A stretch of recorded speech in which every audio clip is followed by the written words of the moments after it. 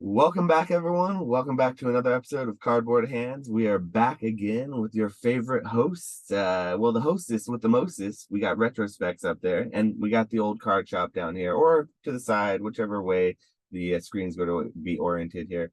But we have a sort of new little segment that we're going to throw into the podcast here today. So we're definitely going to want you guys to comment down below. We're going to toss it in at the end of the podcast, though. So make sure you look out for that. But how you doing today, Nick? What's new with you? What's going on? Welcome back. Thanks for joining me. But what's going on with life with you these days? Good man, just been working and kind of like getting back into doing some fun stuff, like some music stuff, trying to like maybe work on some music and maybe get a project out before the end of the year. And then just real quick, like I know I've talked to you about the Bear before and how you need to watch the Bear, but for anybody you included that has Apple TV, Severance, dude. Like Severance it's so good, dude. It's so good. It has the I don't know the actor's name, but it has the guy that was in Parks and Recreation, but it's more of a I don't even know how to explain it. It's like suspense, but it's got like a little bit of like dark humor. It's trippy, man, and it's got like a what's his name, like Paul Thomas Anderson. Like it's got that a little bit going on, like the whole like 50s in the future type vibes. I don't know how to explain it, but man, like that show is fire. I highly recommend it. So if you guys have Apple TV, check it out. I've been pretty deep into the whole Marvel game lately, and I have my Really? yeah, and like I really like the Loki season that's been dropping, and like it's been pretty epic. Like what's going on, I feel like behind the scenes with it and everything, like that sets up the rest of the Marvel universe. And I follow the whole thing. Like I watch all of the new shows, Disney Plus shows that come out. I know a lot of people don't watch that kind of stuff. They don't like them. They didn't like Miss Marvel and like WandaVision and She-Hulk and all that stuff. But I actually really liked all of those. The only one that I didn't really care much for was the Hawkeye one. But other than that, I've been following all those. So I've been kind of spending my time doing the whole Marvel thing, which I don't know if that's something you knew about me, but I do really like that fandom. So I've been deep in I that. And had then no idea that you were into Marvel. That's crazy. Have you looked at Marvel cards at all? I mean, they're cool and they're not playable. I don't like that. You know how I feel about sports cards and playables and TCGs and the fact that like and things I can't read and like I don't I like art, but on a card, if it's just gonna be art, blow it up and put it on a poster or put it in a big figurine or statue, make it some sort of tactile thing, and then I'm into it. That's what I like. Were you into comics as a kid? No, not really. I never liked comics either. I was surrounded by comics because I grew up in comic book shops playing Magic the Gathering, but I was so singularly focused on trading card games that like comics are just decoration. So I appreciate the art of comic books. I love it because it brings me that nostalgia, but I don't have a connection with them like that, you know? So I don't need to own them. I just like the art of it. So that's how I am with Marvel. Like I don't like the cards because it's not like a card game. Dude, a Marvel card game would be sick because Well, there there's so much you could a, do. a Like, while ago they had it's called Versus series. yeah, I can't remember who. I think it was Upper Deck actually that did it, but it was called Versus series, and it was like a card game, and it had like all the Marvel characters, and there was a few expansions, and there's some pretty cool arts. why did Shout it die? Is it just the company didn't know what they were doing, or is it like Yeah, like I don't know. It was are the kind of all cards over the cool? place. I honestly haven't seen what they look like. The cards are pretty cool. Shouts out to Alex, you know, the coin guy, Mini Lopo from way back in Pokenomics and stuff, and Swami's Discord. But he got like really into Versus series and did a lot of the research to find out like which cards were the most limited releases and all that sort of stuff. And there's some cool arts. There's a lot of art actually from Versus series that they've reused because they own, you know what I mean? Like Upper Deck owns the art already, so they're like reusing an asset. But a lot of the stuff from Versus series has been reprinted in later Marvel sets.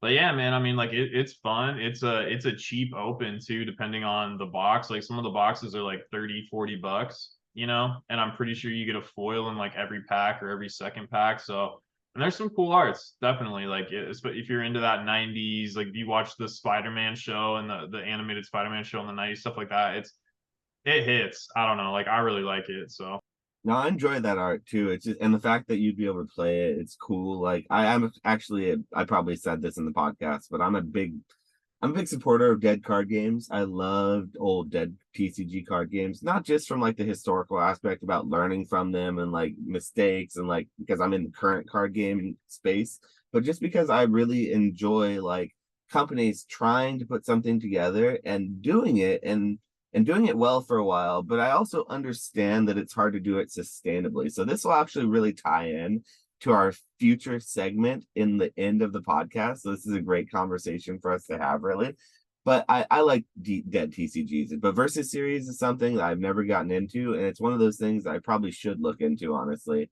I just think that maybe Marvel does have sort of a path in the future for a card game if someone were to develop it well. Now that I think about it, there's so much rich history you could draw from, so much IP to draw from. You could mix and intermingle, intermix, and it wouldn't really like mess with the storyline, or it gives you so much creative freedom as a card game to really play with your sets and not run out of ideas. You're not going to have to reuse the same character every time. So I feel like that would be something I never even thought about that was still probably on the table for a card game. And I never thought I'd say that because everything has a card game now. So that's interesting. Well, But it's but really yeah. quick. Like it's funny. Like Marvel's kind of in a weird spot right now as far as the cards go, and I think a lot of people, like a lot of Marvel collectors, are kind of just frustrated with Upper Deck and the way they've handled things. But the same way that sort of alternative TCGs or dead TCGs have these like rolling bull markets to where like this thing is hot for a second, then this thing's hot for a second, then this thing, or even like new TCGs that are coming out.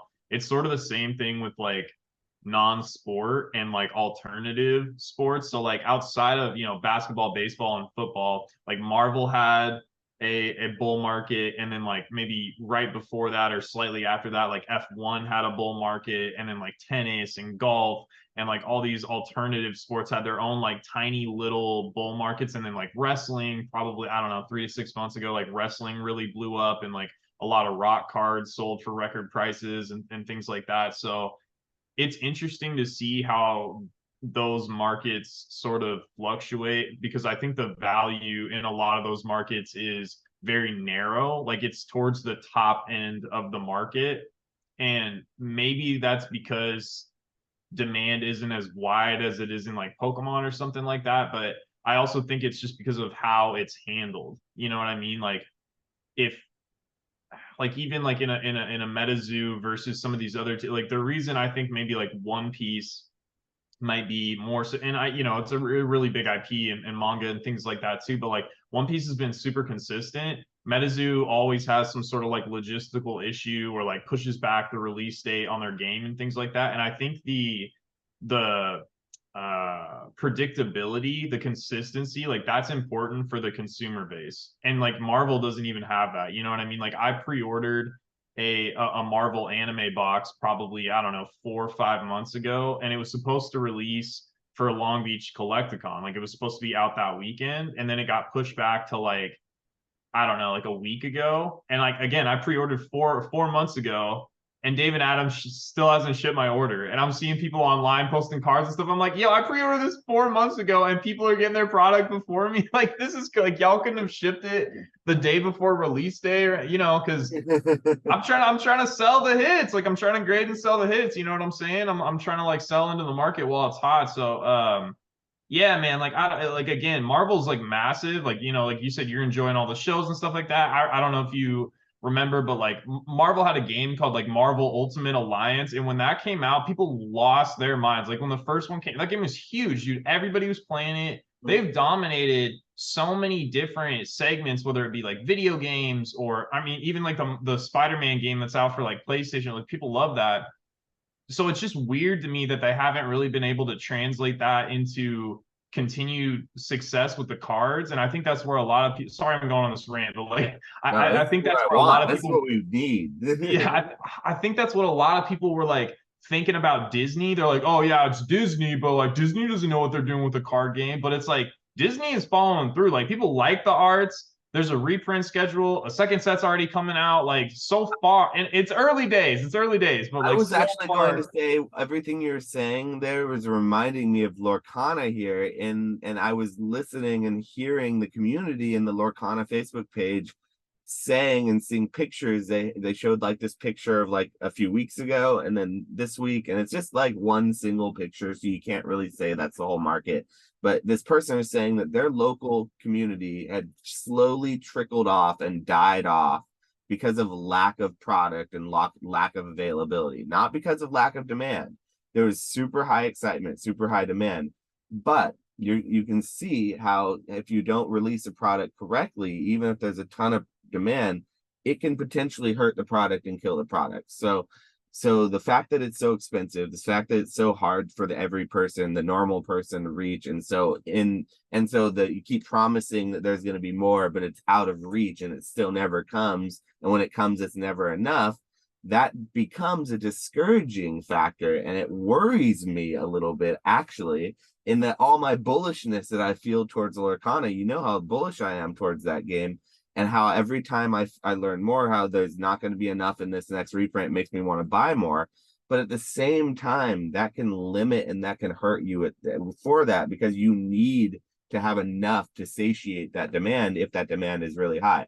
Imagine if Pokemon was printed super, super small, like continuing to be super small, and everyone still wanted it. To a certain point, people would just get angry and they would stop buying it and move on to something else that was more available.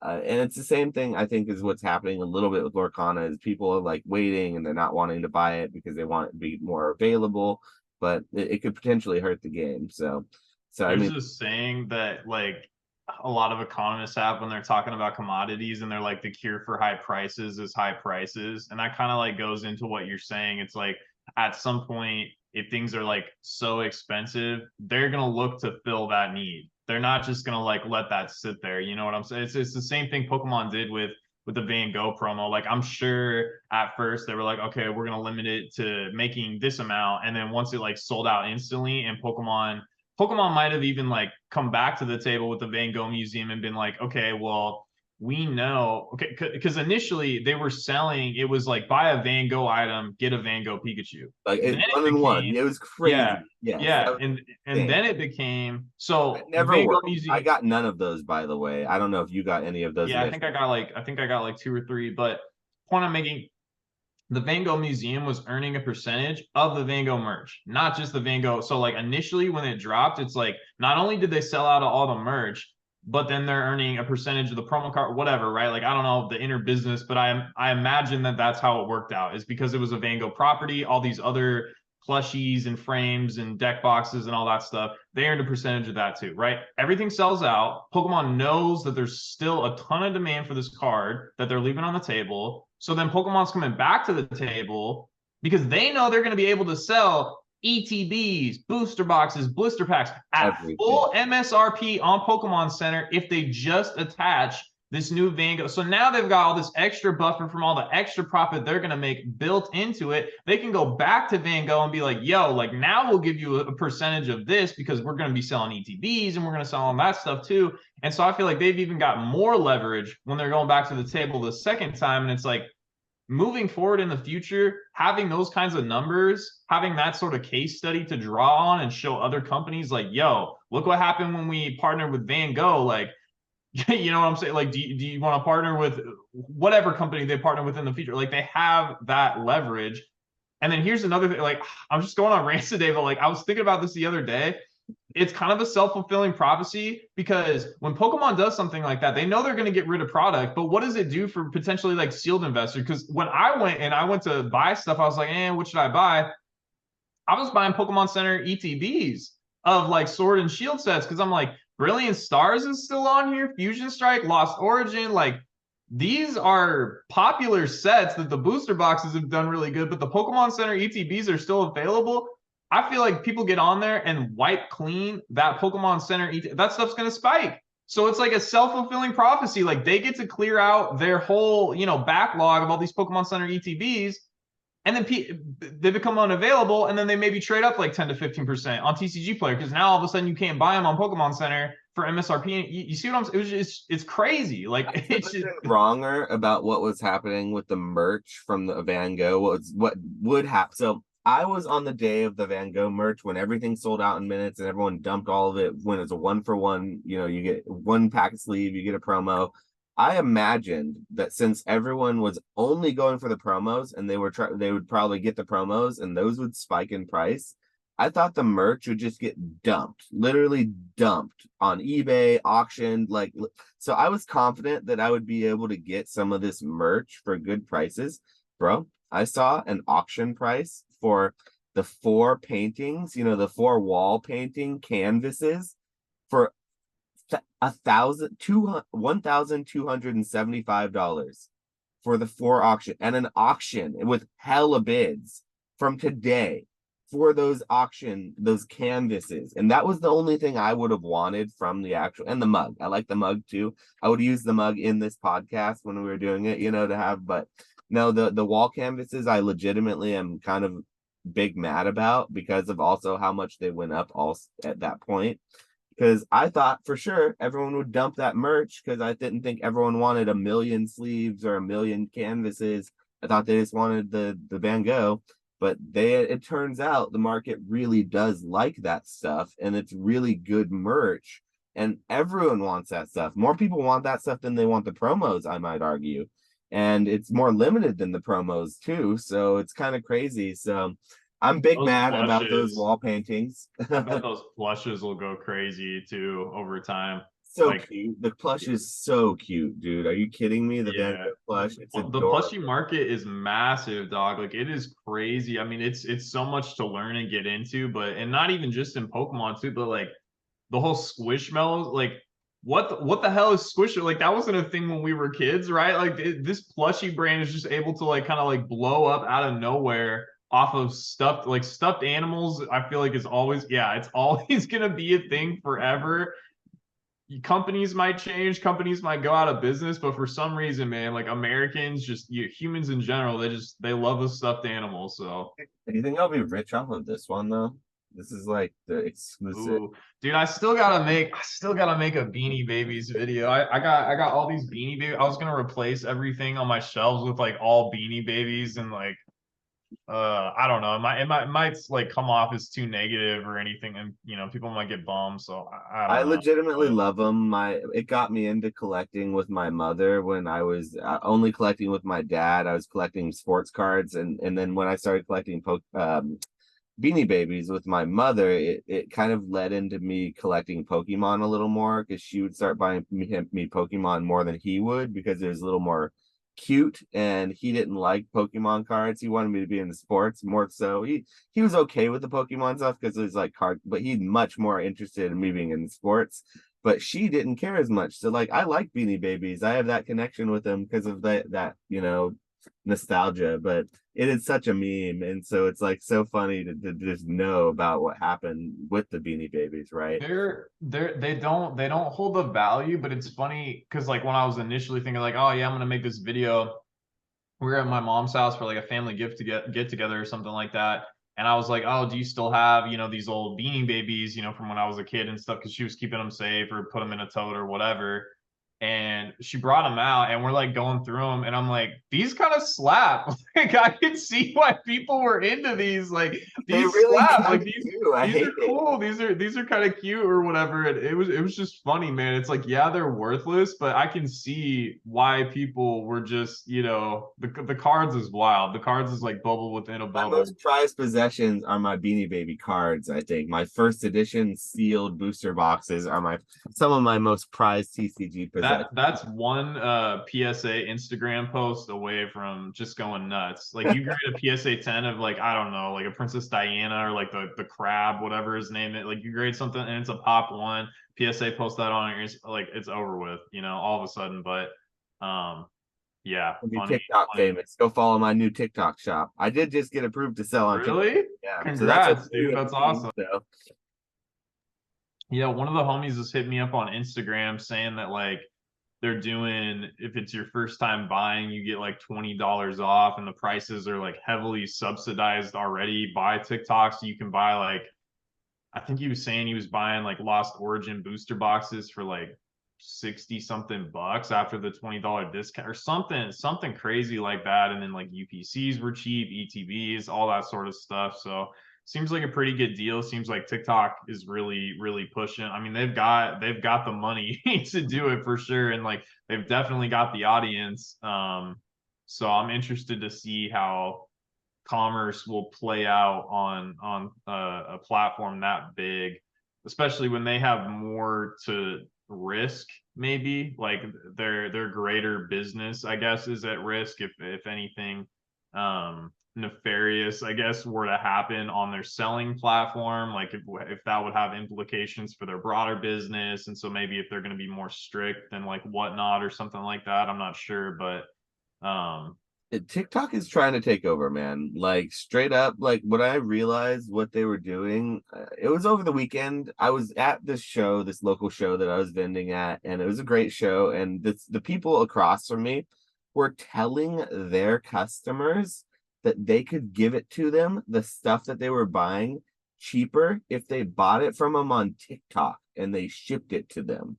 Same item, they had the same thing right then, but TikTok would subsidize it so much and give it so much of a deep discount and also offer free subsidized shipping for it so that the seller wasn't selling or wasn't paying for the shipping. TikTok was taking care of it after a certain amount of money is spent or whatever the deal is, and giving a deep discount, like you said, like a $20 or 20%, whatever discount is, like first time buyer discount, or like a weekly discount, whatever the situation is. The guy was telling people, I shit you not, bro. Hey, go follow. If you want, I can give it to you at this price here, but I could do it like $15 cheaper on TikTok and I'll just ship it to you. And it's like, he wasn't trying to scam. He wasn't trying to like bait and switch like a good product. It wasn't anything like that. He was legit. It's just TikTok is in customer acquisition mode. They are before the holidays, 2 months before the holidays, trying to ramp up and steal everyone's business. Whatnot's dropping the ball. eBay Live is doing nothing with themselves. They're adding a couple sellers a week, but it's really not really any traction. Nothing's happening. It's doing well for what it is. I don't want to like put eBay Live on blast like that, but I haven't heard shit about it, to be 100% honest. You know what everyone talks about? TikTok. That's the only thing anyone in the Pokemon community is talking about right now. And when I realized it's like that early days of Whatnot craze, like when it was first coming out and they had like the best prices and best fees. Oh, I don't even want to talk about, well, I should. I'm going to talk about it. The TikTok selling fees is, and I don't know if I got this wrong, but from everything I can see, it's 5%. 5%. I don't get it. I don't understand. So like I'm gonna sell everything that I would otherwise sell on eBay on TikTok while the fees are that low. I just got approved to be a seller well, as of it's like not 3 days it ago. it's not their primary revenue driver, right? Like with No, Whatnot, yeah, and eBay, that's those are their primary revenue drivers. So like brilliant. It's TikTok is just like a, I mean, honestly, and they it's gonna could bring do it. people to your store. You literally Yeah. your TikTok videos. If you're a TikTok person and you already wanted to sell stuff, you're making videos. I personally never had incentive to make videos on TikTok because sure, it might get me some views and lead someone to my brand or something on my eBay page, but it doesn't directly translate over to like sales. If someone goes to your TikTok, you get like a video with 10,000 TikTok views and you have a store, like a click that you could just link, click, especially if it's related to your TikTok video, whatever you're selling. Imagine a PSA one that goes viral, a video, and I drop it, I grade it, I send it in, I make a little video, and then it's spinning around. Someone can just go down to my store and buy that. It leads to a direct sale. I'm now incentivized to make content on TikTok to promote their content creation portal, get people on their thing to make better content because I'm then incentivized to make a sale. I personally want to make a sale on their platform because they have the lowest fees and they're still offering all the same safety net that all the other buying platforms will offer when you pay the fees. Allegedly they are. I haven't dealt with them yet, so I don't know how they actually play out if it does come to shove, but it seems like they have an incentive to do well. And I realized with timing, with all these bonuses and all these YouTube videos being made, I was like, wow, TikTok is really trying to take over. I was like, and they're doing a damn good job at Are it. are there ads on TikTok?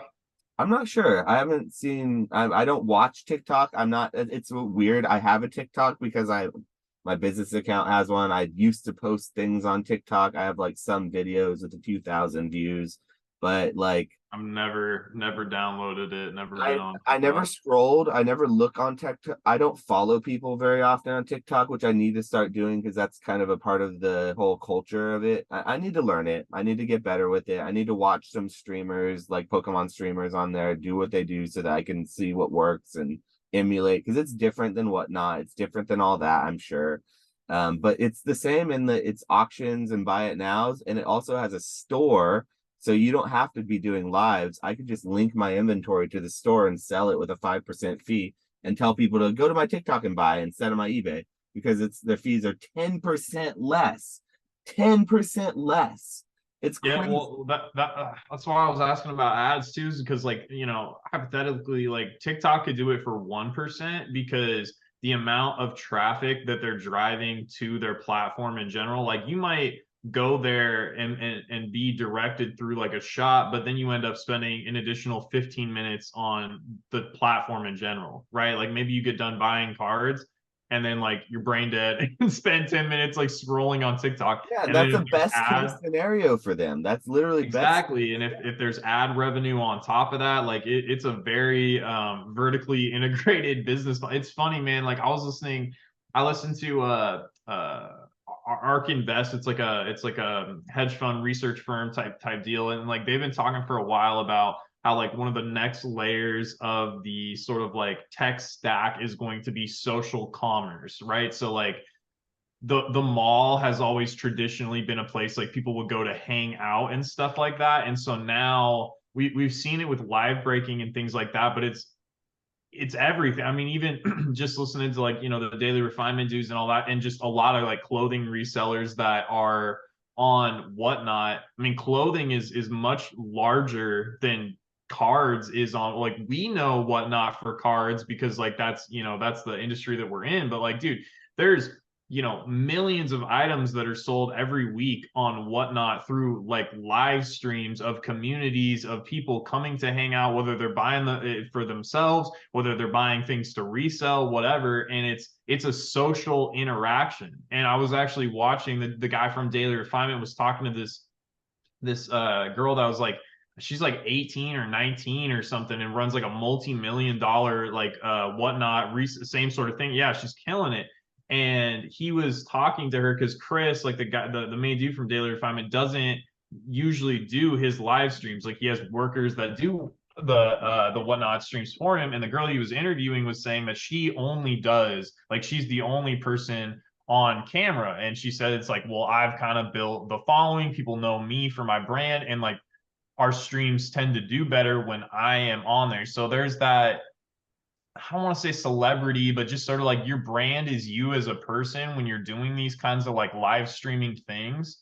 Um, and it's like people are like community or what like about that word or whatever, but like your fans, whatever you want to call them, like the people that like you, the people that support you, the people that follow you, not only are they interacting with you, but now there's like a space for them to interact with each other. And in the card space, traditionally it's been like, like, oh, great pull, man, or or like, let's get fire emojis for John in the chat. Hopefully he pulls the chat, like that kind of stuff. But moving forward, it's going to be everything. Like, I don't want to get too like esoteric with it or whatever, but like when the metaverse or whatever you want to call it becomes like people, like people are like, oh, it's like Roblox or like Minecraft or having a little avatar, but it's like, no, dude, it's like it's you going to PAX Sun online, you going to Zoomies online, and your body being like pre-mapped maybe through some sort of like scanning your dimensions with your iPhone and measuring your weight and things like that, and you being able to like try jeans on digitally at PacSun's website, and then friends being able to like comment and be like, those jeans are cool, or like Travis Scott just wore those. Like, I know all this stuff sounds crazy, but like I just feel like that is where all this stuff is heading. And TikTok, like you were saying, TikTok is in the best place to capitalize on all of that because it's so immersive. again, I've never been on there. Like it freaks me out. It's a little bit too much for me. But I think they're They gonna need to fix print. one thing on TikTok for us boomers. Right when you go into TikTok, it blasts you with this crazy feed of just something you didn't ask for, and it's like right when you go on TikTok every time. That's what it feels like as a boomer. The first Some time you like open up, you dubstep have to drop or something. you immediately have to go over to your profile and go to your to get peace and quiet your profile because it doesn't automatically play videos. So like as a boomer, as someone who's interacting with TikTok, I will say that the one thing that it's like someone blowing smoke in your face right when you meet them. It just disorients you. You're just like, oh, this is disorienting. But when it clears, you're like, dude, that was lame. Get that out of here. But when you feel like you start to look around, you get the smoke out of there, you see it's not so bad. Like I haven't done a lot of scrolling, but I think I can get used to it or figure it out probably. But it definitely, like you said, it sneakily put itself into, maybe not so sneakily. People have been talking about it for a while, but it put itself into like the best position to be this social commerce like driving platform recently when they took all of the illegal and the inappropriate selling. Anyone was doing it backdoor selling because they didn't have a platform or didn't have a Shopify or something on the platform before that. They banned all those people and they got all those, like they did a lot of cleaning up on TikTok before they started doing this huge like seller acquisition and like promotions, customer acquisition now, so that now in order to sell them, the fees are so good and it's so easy and streamlined. You really just have to use their app, and it makes sense to use them rather than use PayPal or use Venmo and just go around it and skirt around the rules, which is what a lot of people were doing before. And so now that they've cleaned that up more, from what I know, it seems like they've really positioned themselves by adding this legitimate shop service that has like a customer support and like user satisfaction guarantee and these crazy discounts that I, as a seller, am not going to have to offer, but TikTok's going to subsidize. It's really incredible. And it's a really great customer acquisition idea right before the holidays to prepare and then put your all your competition out of business. And so, or just put the nails in the coffin, because like if they do well enough and they just take all those customers from like Whatnot and Drip and like eBay Live that's doing nothing to promote itself, like if they just take all of those customers because they're offering something, and make it a user interface easy to use for those people, they're gonna win. They will win, no Well, and problem. it provides integration too for people that are like out, like let's say you had a friend that was just TikTok famous for goofy videos or that had nothing to do with cards and has no interest in starting a card business. You can then, pay your buddy, like, I'll pay you whatever, do a video for my store. And now your store or your product that you're trying to sell is like literally a click away. It's not like, okay, we'll go to my link tree and then you have 10 different options. It's like your buddy does a video for you. And within the app, they can instantly be linked to your products. It's nuts, man. Like, so that provides like all sorts of, opportunity for Like, businesses that don't you know, really have hot like dog on a stick. It's like hot dog. To bring it back to your mall analogy, hot dog on a stick, right? You would never think like when you're just hanging out in the middle of the day, like, what do you want? I want a hot dog dipped in batter, deep fried, or a piece of cheese deep and fried. Maybe you do think that, and that's fine. whoa, man, like No corn judgment. dogs used to slap. Corn Listen, dogs would slap as a kid. the only reason you go there and spend that $7, $8 on those corn dogs is because you're standing there hanging out in the mall or you're at the movie in between doing something. You don't go there specifically for it, but they're there and they make a killing basically being at the right place in the right time. And that's what TikTok has the opportunity to do with all this like customer acquisition and bringing people in from, like you said, from other places, other videos. You don't have to be buying cards. You could buy cards, and then it leads you into the mall, the hallway, the place where you hang out, the lobby section of TikTok, and it leads you, the algorithm leads you to other stores or other places or food stands like the hot dog on a stick that you click into, and then you buy something from their shop, or you see something, oh, I didn't even realize I wanted something like this. These are some shoes I wanted. or this is a cool plushie I wanted, or I don't know, whatever people sell on there. But it's really beneficial to TikTok too, because they're getting a cut of all that pie. And it's not like, they can only do one thing. If you don't want to buy anything, you just go scroll and watch the videos. And so like it makes it, like I said, it makes more sense for me to want to make content on there now too, because like it helps push my store, and it pushes people to my store and makes me want to put more items on the store. It's really brilliant. Like honestly, golf clap to what's been done there. I don't know, there's probably some dark areas that in the comments people will say that they don't like about TikTok. I've always heard that like the company behind it is maybe owned by overseas interests or something. Chinese and Yeah, and for so sure. I've heard that sort of rumor going around as well. So I won't claim to know enough about that, but I assume that all my data has already been sold off or data mined or found by somebody or other at this point. And I so mean, that's I'm pretty sure most Pokemon products are probably made in China too. You know what I mean? Maybe not the cards, but like all the peripheral stuff, all the plushies. Like I'm sure all that stuff's made in China too. But yeah. another thing, like cool with the integration too, is like because you were talking about like maybe you wanted to go back to do breaks a little bit. Like let's say you do a break now. I'm sure like TikTok is gonna have it built in as you're live streaming to where like you can clip. Like if you end up pulling some Yep. crazy chase card, like it instantly clips that video Makes a and you can video out of it. upload that, Yep. to your page or whatever. So now you have the 45-second clip of you pulling the SAR whatever card. You know what I'm saying? So like it's just so it makes so much sense for people that are doing live breaks, pack opening content, all that sort of stuff. Like because it's built its brand as far as I understand on the whole 15 to 30-second video, which is exactly what like pack breaks are. Like it's like, okay, what's this person gonna pull? Like you're waiting for them to go through 10 cards for like the quick little dopamine hit of whatever they pull. So like that content and that whole sales type, side of the business, like as far as pack breaking and things like that goes, it just works perfectly with that platform. So Definitely. Yeah. So, I mean, this is a little hidden topic. I'm glad we got into this though about TikTok. It kind of spurred off of me just getting approved, which I'm glad. But this has been a really good conversation to have. So I'm gonna try to do segments in this one, and we'll put that like as its own little TikTok segment because that's a nice little wrapped up package there. But anything else you want to add on the TikTok? Because I do have a couple of segments that we can go through. yeah. Sorry we got off track, but yeah, No, congrats, man. Congrats. I'm that's a excited to good see you on one. there. So Thank you. I appreciate that. But that's a good one to get off track on because that was something that I had forgotten that I wanted to talk about. And then it just kind of came up naturally, which that works out the best.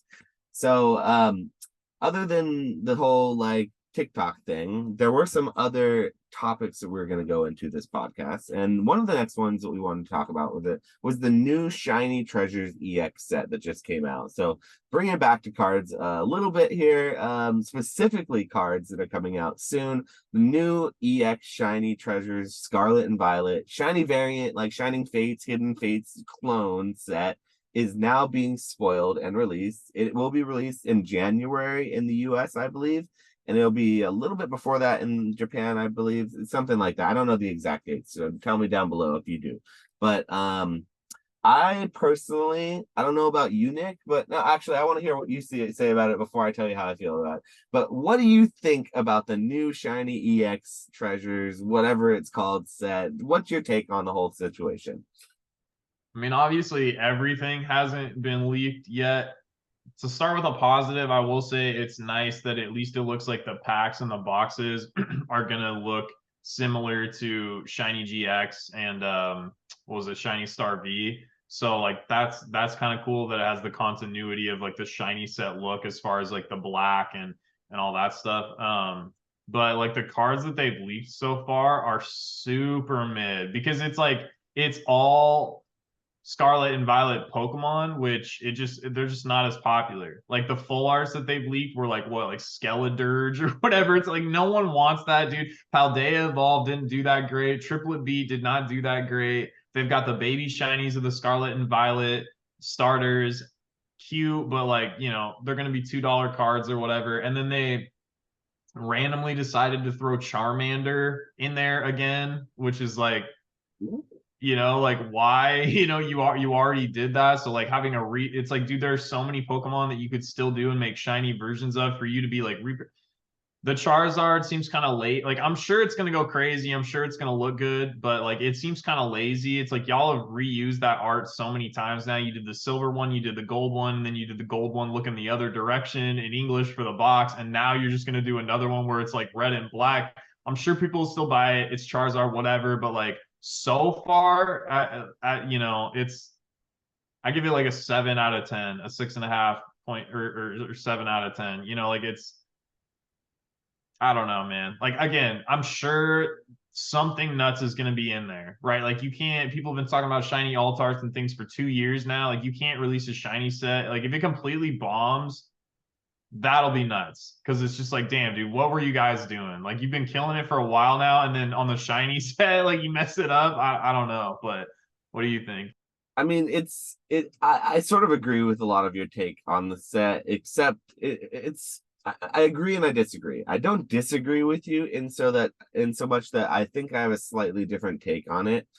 I feel like this set would have hit a lot differently if it was like on the eighth or the after the eighth or the ninth Scarlet and Violet set instead of after the fourth Scarlet and Violet set, because it would have given them a lot more time and a lot more of a depth of Pokemon and reprints and a lot more of the market time to get to know the Pokemon from the Scarlet and Violet region. And also so that it didn't feel like we were just getting the same card right again, right away. Because like the Charizard, for example, we just had it in the last Charizard set, like one set ago, and they're giving us the same one with a different skin one set, after a promo box that had the same skin. Like you said, it's just too much. Whereas if it came after set number 9, after we hadn't had that Charizard for 4 or 5 sets, and we hadn't had it in shiny, we hadn't had any, they just kept doing the old alternate art thing like they've been doing, illustration rares, and they just kind of ramped it up, and then they gave us the shiny set, and it's like, oh, it would be a change of pace. It would feel different and it would give them more depth to work with. So I feel like it would have been a huge hit and I would have felt so much differently about the set if it wasn't the fourth set in and the first basically, or the second, if you don't, because 151 is the first, but it comes out so quickly on the heels of it that it just feels like they put it the wrong place. So I think I think maybe the reason that they're doing it is because it corresponds with like the game mechanic. Because if I think about it, like Shiny GX came out, and then the next like holiday specialty set was VMAX Climax. So they went from like, right or no, GX, and then Shiny Star V, and then VMAX Climax, and then V Star Universe, and now like Shiny Treasure EX. You see what I'm saying?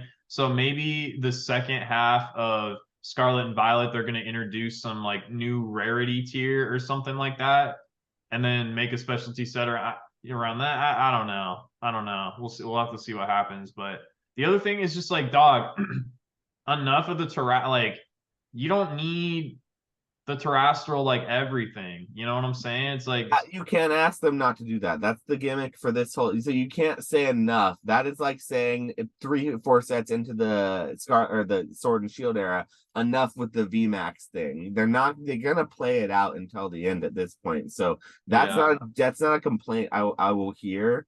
It's not a valid complaint, at least. I get if you don't like it. They That's could have valid. done like the ancient and the future versions. I mean, that They're might have been doing it kind in of this sussy set. too, but like, Yeah, yeah. So that's why that was what I was meaning, is that they needed 4 more sets so they could do like a shiny version of Iron Variant or Iron Valiant or whatever the fuck his name is. I don't know what his I name. think it's supposed to do with the game though too, right? Because isn't there like some DLC or something in the game that has to do with like all that's the whole shiny treasure, isn't it? I'm pretty sure it has something to do with the game. I don't know anything about the games, but I'm pretty sure I saw that somewhere. Or That doesn't sound right to me, because a shiny part, usually shinies aren't their own game in and of themselves. They're just a part of the games, because shinies are so hard to find in the video games that they're never like they're not normal. Like the easiest they ever were to find was in Arceus Legends.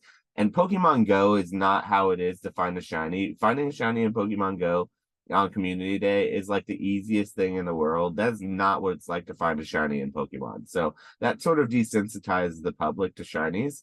But yeah, it's one of those things that I think that they just put it at the wrong place. I want to like the set. I want to be excited about it. I was really excited about Shining Fates when it came out, even though everyone was like, "What, another Shining set?" I was excited about it. I liked it. I really liked the Ditto. I liked the Lapras. I liked some of the baby shinies in the set. I thought it was a large enough set that it still had collectability.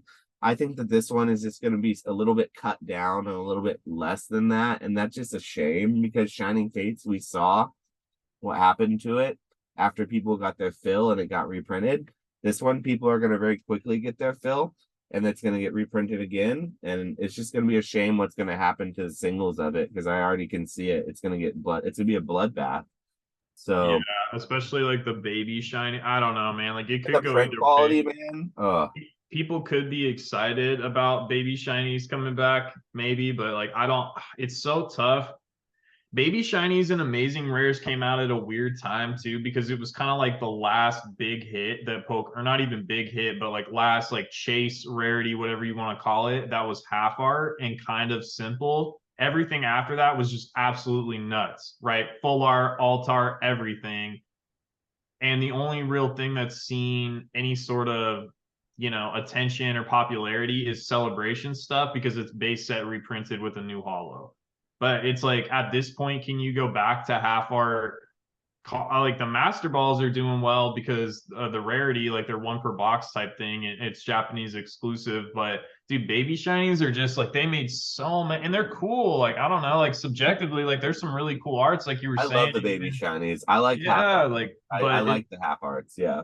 but they're like $1. I like some of the amazing rares a lot too, but those are probably like $1 too, and they're probably gonna stay there for forever. So I don't know. It's like can you go backwards at this point? Like I understand the continuity and sticking with the other sets, but it's also like, are people gonna rock with the half art card after like we've been given such crazy full art stuff? It's tough. Given the choice between 151 and this new Shining set over the holidays, what do you think people are going to make a choice for? 151 for sure. I do. I don't know, man. Like I think, Not even a question, in my opinion. It's not even yeah. literally a question. It's just this. It's going to be this. So you remember when Hidden Fates and Shining Legends used to be on the shelves, or were you around the hobby when you could find Hidden Fates on the shelves, or is it a little before your time? No, I got in like right when like Shining Fates was popping off. Okay, So that's what I thought. You were a little after in the pandemic. I forget these things. So anyway, there was a time period where Hidden Fates and Shining Legends were both on the shelves at the same time. And during that time period, Shining Legends would just be left on the shelves. Nobody wanted it, and Hidden Fates would be cleared out. I wonder if it's going to be like that with like 151 and then that new Shining set because at that point 151 or the Shining Legends was an older set than Hidden Fates, but it was not as in demand. So this will be a little bit flip flop, but I wonder if you'll see a ton of the Shining stuff sitting on the shelves and all the hidden or and all the 151 being gone.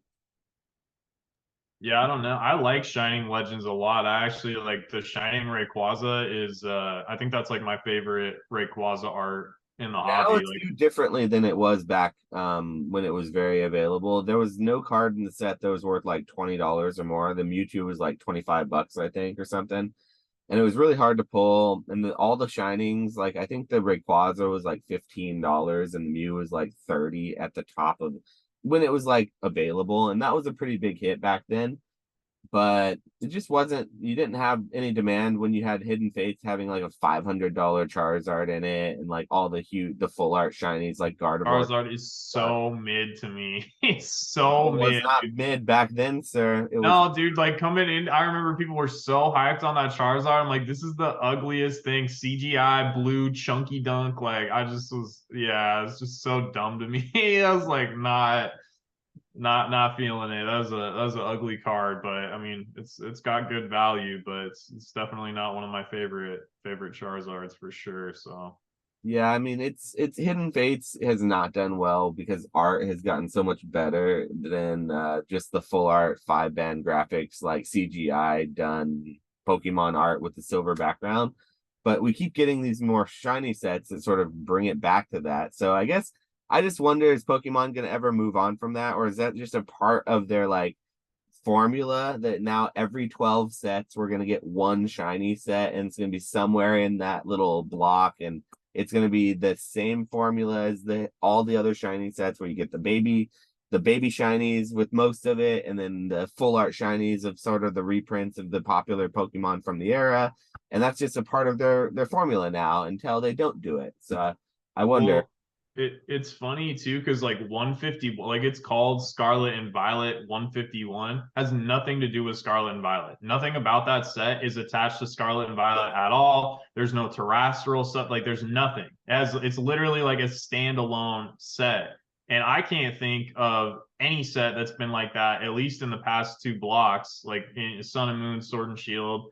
So I think that's interesting. I think shiny and shiny hunting is such a big part of Pokemon stuff in general that it makes sense to always have that be a part of the cards. But it's weird to me that they could do 151 as its own standalone set that has nothing to do with the game mechanics, or I guess, maybe it has to do with the playability, but doesn't have to do with the Scarlet and Violet region at all. But then like the shiny set, they make it like all about Scarlet. It's like in the future, you could just do a shiny set that has nothing to do with what's going on in the broader, video game world or anything like that.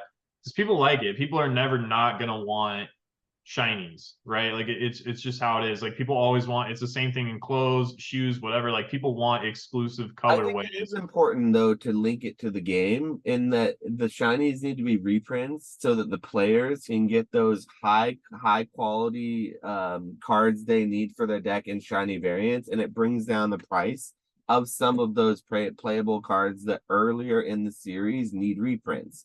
Because like if you have a card in Sword and Shield base set, the very first set, Scarlet and Violet, that pops off later on in the series in a deck or something, and they're not going to reprint Sword and Shield base set when they're like set 10 into the Sword and Shield era.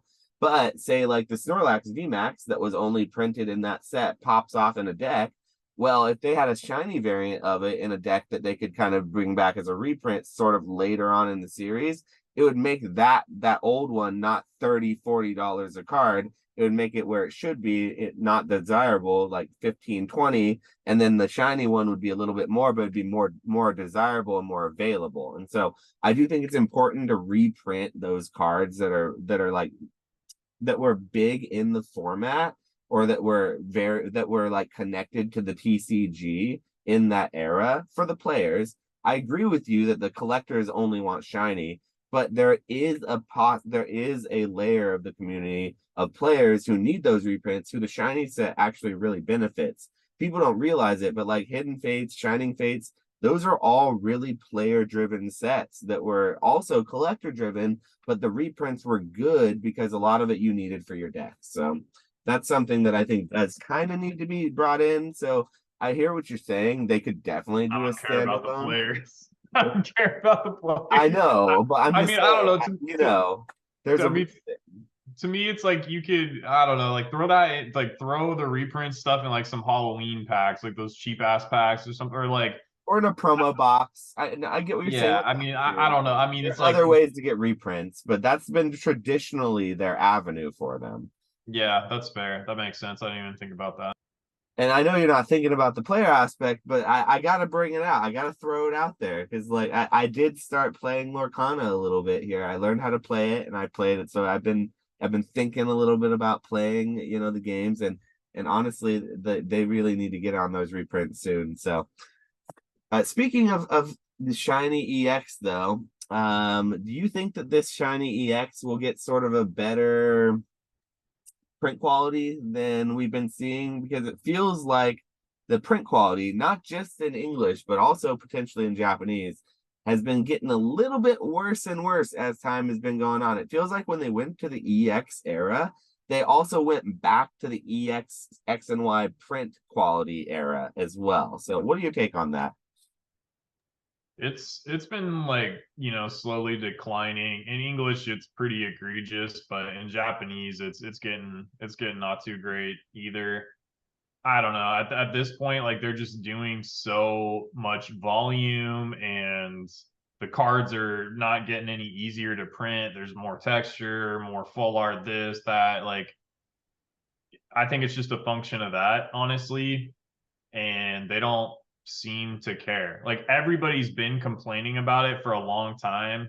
Pokemon doesn't care. Like, and they haven't really traditionally cared in the past. I feel like what happens is the market slows down a little bit, so they print less, and because they're printing less, quality gets like better for like a couple sets, and then as soon as the market's hot again, it's just, like, there was like 3 or 4 set chunk in the middle of Sword and Shield where it was like, oh, okay, like quality's a little bit decent, and then after that I was just I, donezo, you know I what I never mean? would have thought that I would look back fondly on Sword and Shield era print quality because Yeah, it's everyone wild. complained about it, but it was pristine, like compared to what we get now. It's gorgeous. Like the only thing I complain about is the centering. Like the centering issues in Sword and Shield were really bad, but other than that, the edge wear, you didn't see that chipping issue. Like it was night and day different. Yeah, it's bad right now. Like, I think that kind of buoys the prices of like the English PSA 10s, because they're not super easy to get. But it's, I don't know, man. Like, I opened, like I said, I got the UPC and I opened it. It was like the first product I've opened in a long time, especially English, and it was just terrible. I pulled the Venusaur SIR out, and it just had like whitening all over the top and like a little lip, and it was, like I said, probably like 7 or 8 condition or something like that. So it just, there wasn't a single gradable card. I don't know. And I mean, I guess Pokemon isn't making any sort of claims like everything you pull out of pack will be PSA 9 or 10 condition, but at a certain point, it's just like the shit just feels cheap, Like it just, it feels cheap because it looks cheap. It is cheap, right? Like it's cheap for them to produce, but um I don't know. And it's funny too because interest has gravitated more over the past few months, it seems, to like raw cards, Mm-hmm. but rock but rock cards are easier to find because everything's in bad condition, so no one wants to grade things anymore. So it's like, now that there is kind of a chase for like nicer English quality, people want like raw English card. It's just funny, man. Like it but I don't know. It's like, at what point, like the amount of people leaving the hobby over bad print quality versus what Pokemon's making by printing as much as they're printing and not having good, it's like the money that they're making probably outweighs whoever may or may not be leaving. So I just feel like it's a math problem for them, and they're just like, suck it up. Basically, like, we gave you, 5 years, 10 years of decent quality, and like, it is what it is. But it's hilarious. They go into a less popular era, they raise MSRP, they print more, and the quality goes down. It's like, that doesn't seem like a winning strategy. And that might be why like sealed product is kind of eating doo-doo right now. But yeah, sorry, I kind of ranted. What do you think? Money, money, money, making that money. Yeah, trying to get the juice. Just maximizing, baby, just maximizing. Lower that quality just 10%, just a little bit less, so we can get just a little bit more out of it. Pump up that speed just about 20% more, and then maybe cut down that workforce about 20%. I heard they just laid off a ton of people at one of their factories, so there's some price cutting that I see. They're capitalizing on. It's a business, so they got to make their money, their margins where they can. And even though they're making a killing by selling out their whole Pokemon Center backstock and selling promos, even though they're not even shipping people promos half the time, I've heard horror stories about where people will get like a whole Fusion Strike ETB or something, and there'll be no promo with it. And it's like, and they can't get refunds because it's trading cards and they don't offer refunds through the Pokemon Center. And so there's like, you're shit out of luck. Sorry, guys. Start a class action lawsuit against us. Why don't you? And I've heard so many issues with that. So they are still making a killing no matter what, but they're going to crank out that little extra margin more and more and more as much as they can. And that's their business. That's their point as a business. So I can't give them trouble for that because that's what they're supposed to do. Man, So I hope I get these. I hope I get these. I am not trying to be stuck with no English Pokemon Center ETBs with no promo stock. Like I'm gonna be hurt, and I that heard would it's suck. mostly Fusion Strike orders. How many of your orders are Fusion Strike related? I don't know if I got a Fusion Strike. I think I got like Lost Origin, Astral Radiance, and maybe like a Brilliant Stars or something. I think those are the three. I Okay. don't know, dude. You Like, might be all right then. I heard it's a lot of Fusion Strike that's getting the no for some weird reason. I don't know. It might just be speculation. It could be nothing. You're probably fine. I said my orders. I got 5 total. 4 of my 5 have shipped, and they all have the notification for having the promo inside of them. So I haven't gotten any of them yet, but fingers crossed. I hope that I got what I was supposed to. Otherwise, I'll be like you. I'll be stuck with some English product that I'll have to sell in person at an event that shouldn't be too hard to get my money back from it. But it's just like it's a shit show. Shield is the And most toxic asset right now, dude. Like, I do not want. I don't really have any, but like, I do not want sealed, and I especially do not want English sealed. Like, I feel no, like about I just absolutely not. I do not want that. I personally I personally disagree with that element because I actually think that growing into the holidays, some sealed is going to do well. It depends on what. Like things like you're saying, like Pokemon Center ETBs and like blisters and like loose packs and like Scarlet and Violet early era cases. I don't think that's going to do well, but I do think that like Sword and Shield 151, even though it's going to get a small restock soon, at least my distributor is getting a little bit, so I assume others are. I think that'll do really well because, like we're talking about, people will have to choose either this new set, Paradox Rift, or the new shiny set, which I don't think looks very good, or just go back and buy 151 or Crown Zenith. I think Crown Zenith is That's what I think is going to happen. I don't think anybody is going to spend up $180 for some random like Sword and Shield era booster box. I think people are going to go for Black Friday deals on specialty sets with a bunch of hit cards that they actually like in them. I don't see like volume of sealed product sales might do well over the holiday season, but I don't see any price appreciation happening on any of this stuff because there are so many people that are bigger than you that can just destroy you on pricing, right? Like the P Football Pete's and Amazons and MJ Holdings of the world, like those types of people that might be getting good deals through Amazon or something like that to do a Black Friday where it's subsidized kind of thing, like yeah, I think volume might be good because people want to have sealed to open around the holidays, but I don't think like prices are going to appreciate on any sealed product. If anything, I think they're going to tank because people are trying to get out of their sealed positions to have money for the holidays. And in people have before. so Hold much on. money. In before, Mason's in the comments saying, "Oh, my best sales of the whole year around I'm the sure you holiday." will. I'm sure you will. But Yeah, it's like yeah, like you have moms coming into your shop to buy some stuff for the kid. The mom isn't going to be super educated. The mom might not know that they can go to Safari Zone or one of these other online retailers and get it for cheaper. That you're 10 minutes down the road, they're going to come to your store and they're going to buy the booster box because they know they can get it in person. They don't have to worry about when this person's going to ship or anything like that. I'm sure Mason's going to do great. But like so I was in the Discords. Shout out to the Professor Oak Discord. And I was getting made fun of for saying that around the holidays, typically speaking, TCG sales for at least me, and from what I've seen, other online retailers seem not to do as well as they do in other parts of the year. And specifically, I find that I do about 10 to 20% less as far as like sales percentage and like profit wise around that time. I sell a little more, but I sell it for less money because you have to compete with a lot of the other deals and a lot of the other sellers who are also selling to try to clear up inventory, get holiday cash, prepare for the end of year, just push their sales so they can get as much sales as they can before the year ends and just like get inventory off the books at whatever cost just to clear it. So like you're competing with all that. So typically speaking, with all that competition comes lower prices.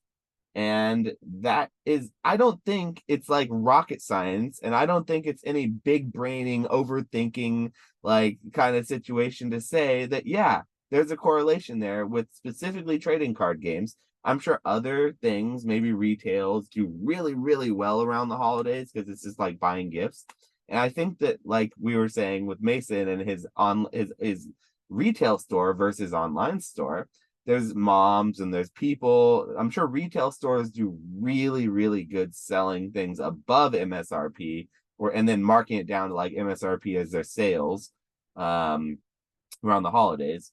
But like for online competition, online businesses, I tend to actually not sell as I try to not sell my high value items around the holidays. I try not to run auctions around the holidays. I try not to like do things that are going to put myself into a position where I will have to sell for less, so that I do capitalize on those trends that I've seen around the holidays. So please tell me down below in the comments if you think I'm crazy.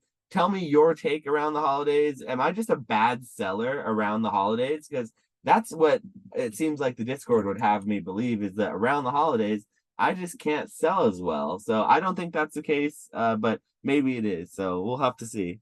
You want your storage, you'll have to accept it in the text message. I think it depends on like what product, like sealed product. Yeah, absolutely. Like you're gonna get destroyed because there's a lot of people that have that and a lot of people that can afford to blow that out or need to blow that out at a lower price than you do. With like PSA 10s of rare promos and things like that, like Channel Fireball or whatever, like I don't even know, like these big like sealed competitors, but like that company is not competing with my business model, like what I sell. You know what I'm saying? So I think it just depends on what you have. I think if you have sealed and like things that come through distribution and stuff, like you're gonna get massacred. But things that are like a little more specialty, or maybe take like some sort of, I don't know, prowess to know how to procure or anything like that. Like that sort of stuff, I think is still going to continue to do well. But yeah, I mean, dude, if you want to buy like cases for investment, I'm sure there's going to be plenty of opportunities to catch auctions for people that are, got 40 feedback, don't know how to title their listings, but need to get out of a $600 position on some case. And you're going to be able to buy that case for like $450, come beginning middle of November, or even like December leading right up to Christmas. Same thing like PWCC. I'm probably going to hop on PWCC next month. Like I haven't been on there for a couple months, but I'm going to hop on there in November because every single year people are dumping. And when everybody's dumping at the same time, regardless of what it is, you're going to be able to find deals. Like it is not a good time to be in a position to where you're forced to sell something or forced to like, because there's just a lot of people are going to be dumping because they need money for the holidays.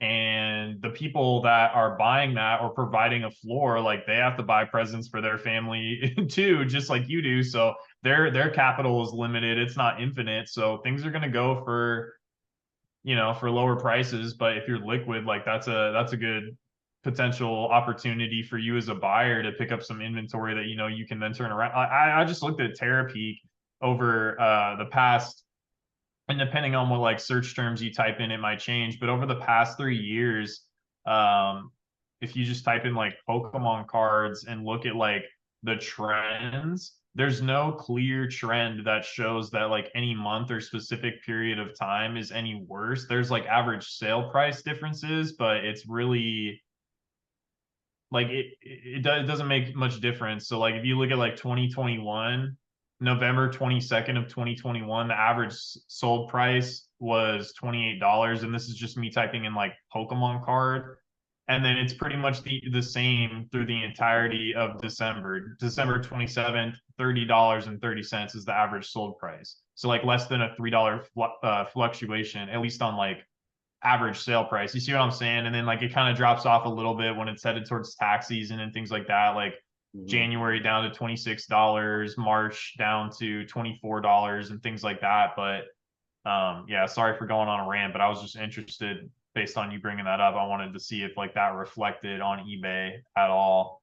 Yeah, and it may or may not, and I'm not surprised that it doesn't really, because it probably does see an uptick of sales volume, and it's just the types of things you sell. And as you see behind me, the types of things I sell is all modern sealed for the most part. So I think that it probably does lead into a little bit of that. And that's why I typically try not to sell those things around this time of year.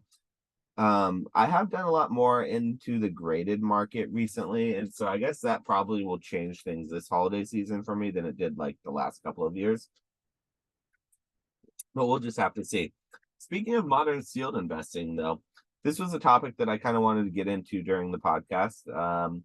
But do you think that modern sealed investing, it will, albeit in whether it be in English or in Japanese, like ultra modern, I'm talking like Scarlet and Violet era, not Sword and Shield era, even though that's still modern, talking ultra modern, current era, do you believe that it's still a thing? Do you think that it's something I mean, like we can all agree that it was a thing during Sword and Shield. A lot of people were doing it, and it was sort of a thing that has worked out well since then.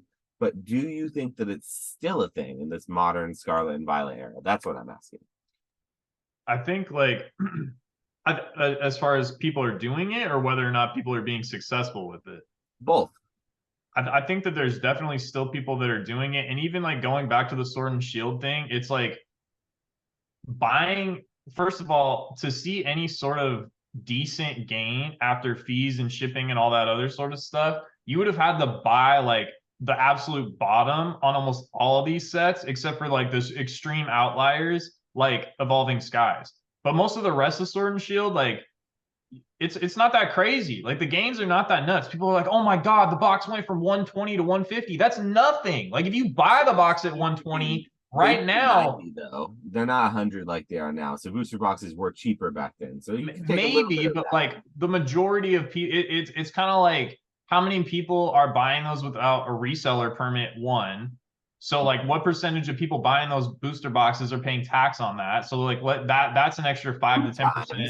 Taxes. Yeah, exactly. So like they're paying tax. So what percentage of people? So their cost basis loves them. What I'm trying to get at is like what percentage of people that are investing in modern sealed actually bought the way that they're supposed to, meaning at the bottom or close to the bottom, and on like a credit card that gives you cash back rewards, and with the reseller's permit so that you're not paying taxes, versus how many people are buying that from like a Facebook group or something, you know what, like it's just not this for an already like inflated price, hoping that it's going to go up. Like I would venture to believe that there are like infinitely more people that bought Sword and Shield booster cases at $650 than there are people that bought Sword and Shield booster cases at like 570 or whatever. Like I think that that's like when YouTubers make these videos talking about like modern sealed gains, they're like, well, you could get these at this.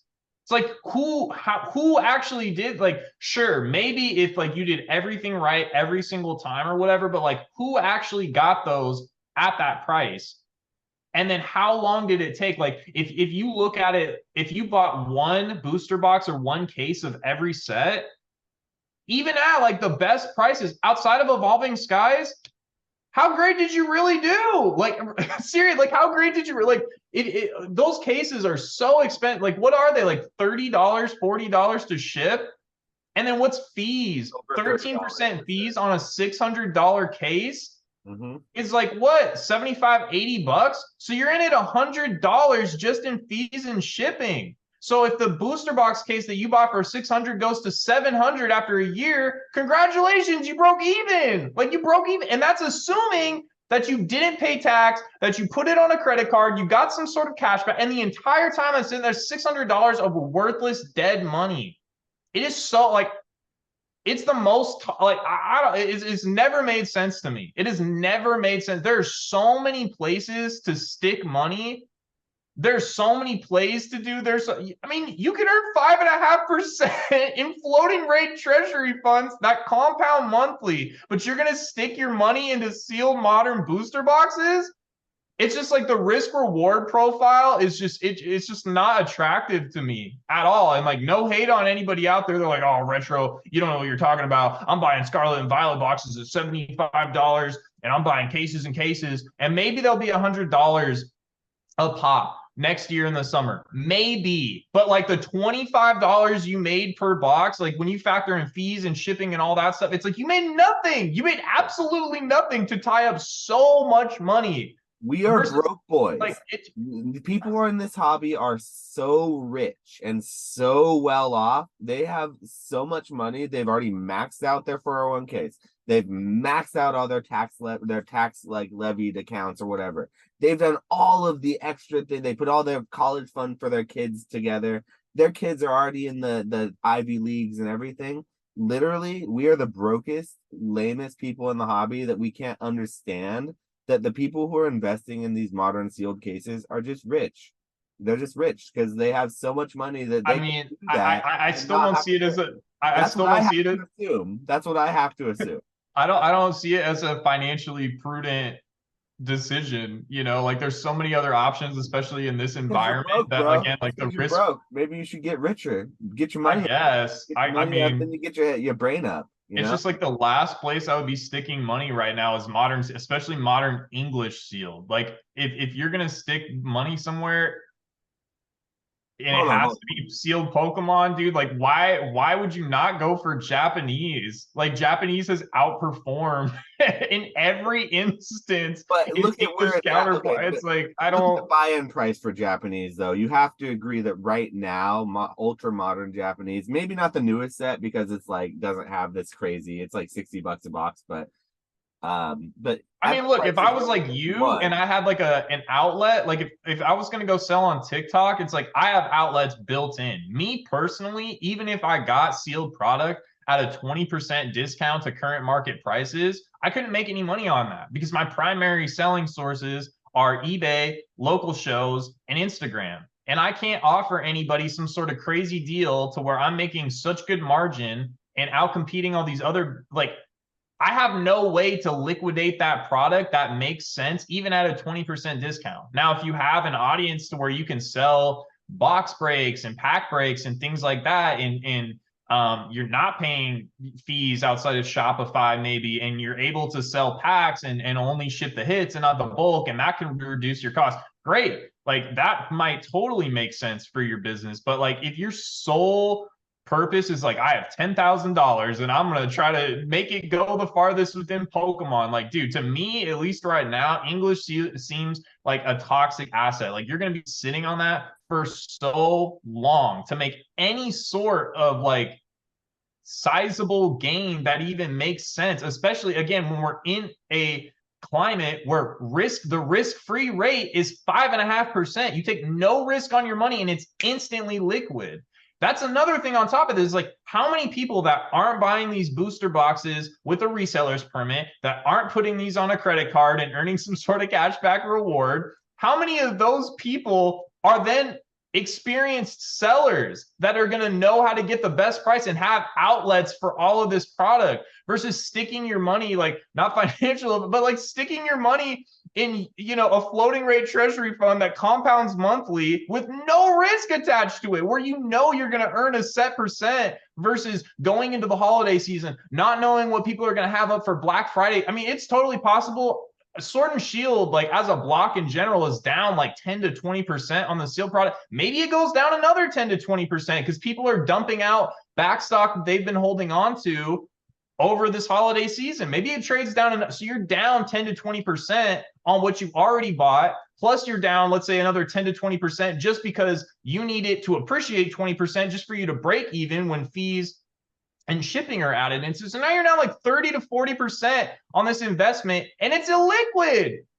It's completely illiquid. Like you can't even get it. Like it just, oh man, it's just not for me, man. Like it really is never made sense to me business wise. Too small. Your brain's too small is what it is, man. That's all your money in your brain. Yeah, like it's just never made sense to me as a business. But again, like I don't have. It's not breaking packs and breaking boxes is also not a part of my business model. So that's probably part of it too. Like I have no edge or way to outcompete people by buying. It's why streamers can buy booster boxes at 90 to 100% of market and still make money. I can't do that. Like, that's not my business model. If it is for you, great. But if you're just somebody sitting at home trying to make money on Pokemon and you don't have all these outlets or experience selling, sinking money into sealed product at market price seems wild to me, dude. Like, it just seems rich is what it seems. It seems really rich. I guess, man. Like, I mean, dude, like, if you were, I don't know, like, I mean, I guess we could look back in 5 years, but it's like right now, if you stuck your money into some sort of like, you know, dividend aristocrat stock and then sold covered calls, like monthly covered calls against those shares and netted yourself some sort of like option premium, that on top of your dividends versus what you could make sticking that same money into, you know, XYZ seals, it doesn't, I don't know, man. Hey, maybe, you know, 6 months from now, there's going to be another Rudy video and he's going to be like, I told you guys, I told you. You said, Rudy, you're just the biggest bag holder ever. And you got all that Chicken Rain, you got all that Mr. P. And look, I tried to tell you, you should have bought this stuff. No one wanted it when it was $75. Now the White Schwartzes and the avatars and the this, they're all going crazy. And everybody's like, Rudy, you know, why didn't I? Like, maybe that happens. Maybe that happens. Yeah, but go in the future and get a Rudy video recording or something. I mean, he does that. You know what I'm saying? Like, I love Rudy, but like he does that. He's like, yo, I was telling y'all to buy like this when everybody was dummy negative. Then, you know, a year later, prices go up and he's like, I told you so. And I feel like he's a perma bull, right? He's perma bull. I mean, he just has outs too. And I know people have said it before, but like he has outs. Like he's breaking a lot on his Patreon. Yeah, like he makes a lot on the Patreon. He makes a lot on selling. Like, even if he only makes $1 per case selling whatever Magic set or whatever to his patrons or whatever, like he's still printing. That allows him to have larger allocations from his distributor going forward. Blah blah blah. Like, I'm sure he's putting all that on a business, just the revenue that he's driving from like putting all that on a business credit card, putting those massive allocations on a business credit card. People pre-order from him. He can stick that money in some sort of money market account, earn a percentage on the pre-order money that's sitting there for 2-3 months sometimes. Like, dude, there's so many ways that he's generating revenue that like 10 to 20% gain on these boxes. Like, the boxes are just a leverage tool for him. And then at the end of the year too, like he buys $2-3 million worth of sealed product. And now that's inventory that he can write off against, you know, his taxes and things. So it's just, yeah, he has so many outs. And again, that's what it comes back to, is your market, your ability to sell whatever product it is. Like, I might give you a bunch of Japanese stuff that sells really well for me, but because you don't have that audience, you know, and people don't come to you for maybe that specific kind of stuff, like maybe it's not easy for you to sell, and vice versa. You could give me a lot of the product that you have behind you. I wouldn't know what to do with it.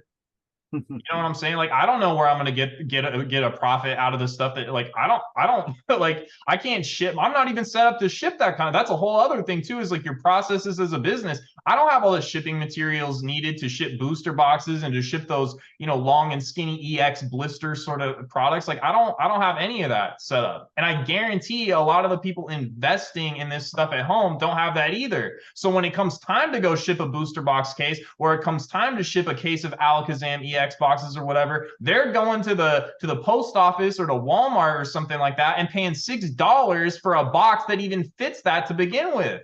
You see what I'm saying? Like, I don't know, like, people don't factor that. Like, I'm sure you've seen it all the time. You go into the post office and it's the person's first time ever shipping a package. They have no idea. They're buying packaging from the post office. They have no idea what they're doing. They're paying for postage at the post office. It's like, yeah, I'm just ranting, man. But like, yeah, it's. I mean, it's not wrong. You're not wrong. It's just wild. It's just wild to me. Takeaways: they need to learn how to sell and learn how to ship at least one item sometime. Like, if you're listening to this podcast right now and you've never shipped an item and you've never sold an item, so you're like, oh, I don't need to. I'm just doing this as a hobby, as a fun, as what. But if you have a lot of like big collection and you consider it at least a little bit of an investment and you think that you'll be able to get out of it in the future sometime, I implore you, please, I'm not telling you to sell your crown jewel. I'm not saying to sell your favorite thing. sell something you don't care about anymore. Just learn what it takes to sell something. Make an account on TCG Player, make an eBay account, make a Mercari account, whatever is easiest for you and most accessible. Just do that little thing, because that's the one thing that if we can help you do something, listening to us rant is entertainment. If you do that one thing and make a seller account and sell one item, your first item, and it's because you listen to us on this, I feel like that's the most help I could do for you, because you'll learn so much more from doing it than you will from us talking about it, or from other people talking about it, or in your head doing it, thinking about, oh, I can do it if I ever want to. It's important to tactile, to do these things with yourself for your hands, so that when it comes time to sell, like we're talking about, you can do it. So that's another thing. Like, I think that's something we harp on a lot, but it's really important to do some of these things that you hear, that you see, that you think you can do, but you've never done. Do it once in a while, just to make sure you can do it, so that when you do go to the post office, like Nick's saying, and you're standing there in line and you just have your box of like the 151 that you're shipping out, and it's a $20 box you just sold, you don't walk up to the post office and pay $14.55 to ship that $20 box that you then just paid 20% fees on because you're selling on a platform that charges you fees or something. Don't do that, because you're going to feel really bad when you end up losing money when you sold that item instead of getting money because you didn't know any better. So that's why you want to try not to be in that situation. Just learn to sell, do one thing. Take that first step. If you do that, then you're doing great. That's all what I'll say about that. Well, and it costs money to make money, right? Like if your goal is to go and set, like homie was talking to me on Instagram, and he's like, oh man, like I got some decent grades back from PSA, and I got maybe like 20 or 30 cards at a time type thing, but every single time he sells a card, he's having to buy a bubble mailer for like $4, because he's not buying bubble mailers in, because he's not doing crazy business. He's got like a full-time job, wife, things like that, but he's not selling thousands of cards. So he's like, I'm not going to buy 1,000 bubble mailers, right? Because like the overhead on that, but it's like, dog, you're costing yourself $4. Like you sell 100 slabs over the course of a year, and you're paying $4 a bubble mailer every single time you do it. You see what I'm like? That's $400. Like that might be a good chunk of like your profit of what you sold over the year. So it takes money to make money. Like you have to be set up in order. Like I promise you, over the next month or something, people are going to hit licks on people on eBay that have terrible titles for booster box cases. It's going to be like Pokemon case, and it's going to be like a Lost Origin case, and it's going to go for like $3.95 or so. You know what I mean? People are just going to eat off that. They're going to eat off of uneducated sellers, man. Like save my saved searches here. Yeah, it's for real. Like I don't, like I would not be surprised if stuff like that starts to go really low and people catch, good opportunities and auctions and things like that. But yeah, it costs money to make money, right? And you're losing yourself money by not spending money in some cases, right? Because, in the case of shipping supplies, you only buy 50 of something versus you buy like 1,000 of something, and the savings that you're getting off of, buying 1,000 versus buying 50, like that can be sizable at volume. So it just, all that stuff kind of like plays into the business. It's not even just about like buying something for 10, selling it for 15 anymore. Like there's so much that's behind that too. And I think that people don't want to take the time, or just, don't even realize that it's a lot more difficult than it actually is. And I think a lot of these YouTubers too that are promoting investing or things like that, they're not sellers. Like I don't ever see Z&G,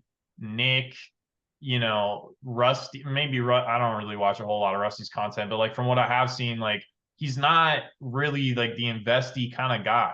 The people that sell the most are not telling people to go out and invest. The people that are telling people to invest are influencers, but they don't really even sell. They don't run full-time. Their full-time business is being an influencer. They don't know what it takes to run this as a business full-time. You see, so it's like, it's this weird trade-off. It's like, yeah, man, I don't know. it's one of those things that I think that you just have to look at where you're getting advice from, and it's the more that the social media thing is important in people's lives, the more influence it has, the more they don't think about their own decisions, I feel like. So it's always important, like, to take what we're saying and take what everyone says with sort of a grain of salt on YouTube, because we're just entertaining for the most part.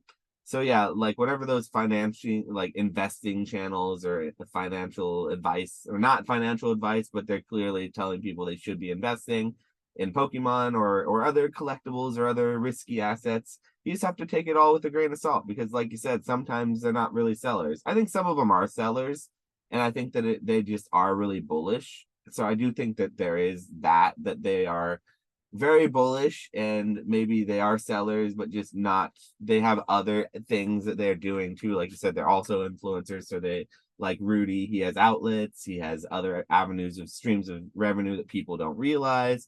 People just think Rudy's just like this infinitely rich guy who just dumps all his money into TCGs and takes all these losses.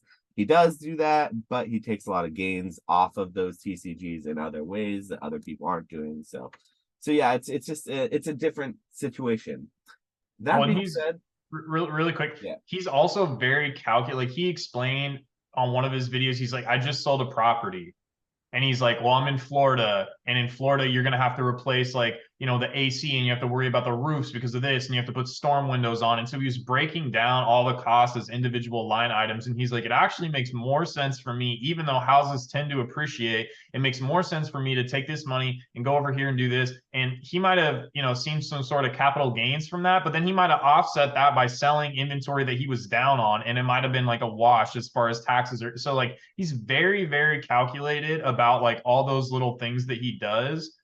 And so I think Mason made a video and it was like, you're not Rudy kind of thing. And it's like, it's not to say that you're not smart or you're not financially savvy or anything like that, but you have to understand that even though he is goofy and kind of all over the place, that he's very calculated and an intelligent individual. Like he knows what he's doing. He's very business savvy. He's very financially savvy. He knows what he's doing with taxes. And even though he might be kind of like silly and goofy up front, like he takes it very seriously, and there might be a lot of stuff that you don't see behind the scenes that he's doing, or the reasoning behind the things that he's doing. And not even to hate on like investment stuff in general. Like I made a video talking about like some tag team waifu cards, and it was like and I'm like not trying to tell people to go invest, but the reason the frame of mind, I guess, I made the video through was like, as a reseller, as a business, I see these cards being expensive, hard to find raw, and the PSA 10 premium being so low, and people not really talking about that. So because of all that stuff added together, I think it's possible that maybe XYZ thing does decent in the future, performs well, because I know as a business how tough this stuff is to get in good condition and how expensive it already is raw. You see what I'm saying? So it's not, it's like, that is more informed by like my business experience with things. It doesn't mean that it's going to happen or isn't going to happen, but that's the frame of mind I'm making it through. Not like, I like this product, it should do good. It's actually based on like my personal business experience of trying to source that card, knowing how expensive it is raw, knowing how hard it is to find in PSA 10, like those kinds of things. So hopefully that makes sense. But no, it does make sense, and I think that level of like experience is what people really look for, and that's what, being the one who does sell, or being the one who does do the mass grading of the individual cards. Like, had I thought more about it, because I graded so many of those Vaporeon, Jolteon, Flareon promo boxes from Sword and Shield era, and the 10 rate on those were so low. Had I thought more about that, I would have been buying them up when they're $75 to $100 each for the PSA 10s, because I would send 10 of them in and not get a single 10. And all of them were picked through the best of the 10 I could find. It's in my mind because I just got a 10 on one that I picked up at a show recently, and it's rare to be able to pick through out of a binder and get a 10 out of something like that. And I recently got one on a PSA sub just today, and so it's on my head, but it's in my head. But it is like one of those things, like if I would have known that, I should have used my experience as a business grading probably close to 100 of them and getting mostly 9s. I got probably I can count on two hands how many 10s I think I got out of all 100 that I think I graded. and I should have been buying them up because now they're like $200. All of them are like 150. They've done really well, whereas a lot of the other alternate arts and a lot of the other like PSA 10 English cards have really kind of done not so well in pricing.